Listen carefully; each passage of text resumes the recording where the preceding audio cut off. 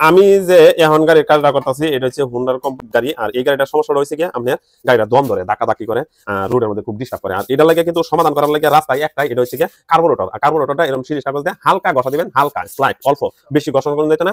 আর Bacon পিস্টনটা ঘষার পর আপনার main কাজ হচ্ছে কি আপনার এই জায়গার মধ্যে যদি আপনি কাজটা বুঝেন সঠিকভাবে তাহলে 100% সমাধান করতে পারবেন, কোনো ধরনের ডিস্টার্ব দিবে না, ডিস্টার্ব দিবে খুব কম। আর যদিও দেয় তারপরে কিন্তু আপনার এই বেকম পিস্টনটা 100% পরিবর্তন করতে হবে। সবচেয়ে ভালো হয় এই বেকম পিস্টনটা পরিবর্তন করা যায় সবকিছুই ওকে।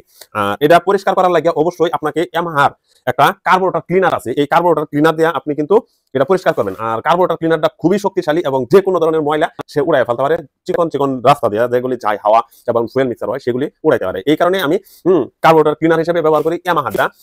তারপরে কিন্তু আমি কাজটা করি এই জায়গা। আর এই জায়গা এবং এই ফ্লুইডটার মাঝে দুইটার মধ্যে যদি আপনি কাজ ভালো পারেন তাহলে অবশ্যই এই কার্বোরেটরের কাজটা সঠিক হবে এবং ভালোভাবে কাজ করবে। আর আমরা এইসব কাজগুলো অ্যাভেলেবল করতেছি। কার্বোরেটর কোনো সময় আমি পরিবর্তন করি নাই, কার্বোরেটর পরিবর্তন করি শুধুমাত্র যদি কার্বোরেটর ওভারফ্লো হয় তখন পরিবর্তন করি, এছাড়া কিন্তু আমি আর কার্বোরেটর পরিবর্তন করি না। কার্বোরেটরের ওভারফ্লোটা আমি এটা পারি না, এটা বললেই আমি যে ব্যর্থ প্রেমিক এরকম না, আমি আসলে ওভারফ্লোর কাজটা বেশি একটা পারি না, তার কারণে কিন্তু কার্বোরেটর পরিবর্তন করি। এছাড়া অন্য কোনো সমস্যার কারণে আমি কার্বোরেটর পরিবর্তন করি না, কারণ কার্বোরেটর কারণে কিন্তু আমি কার্বোরেটর গুলো পরিবর্তন করি না। এখন কিন্তু আমি কাজটা কমপ্লিট করছি আর আমি এটা মেজারমেন্ট দেখতেছি যে মেজারমেন্টটা ঠিক আছে কিনা। যদি মেজারমেন্টটা ঠিক থাকে তাহলে অবশ্যই 100% গুড ওকে। আর যদি মেজারমেন্ট ওকে না হয় তাহলে কিন্তু এটা সমস্যা থাকবেই। ওকে, সবাইকে ধন্যবাদ।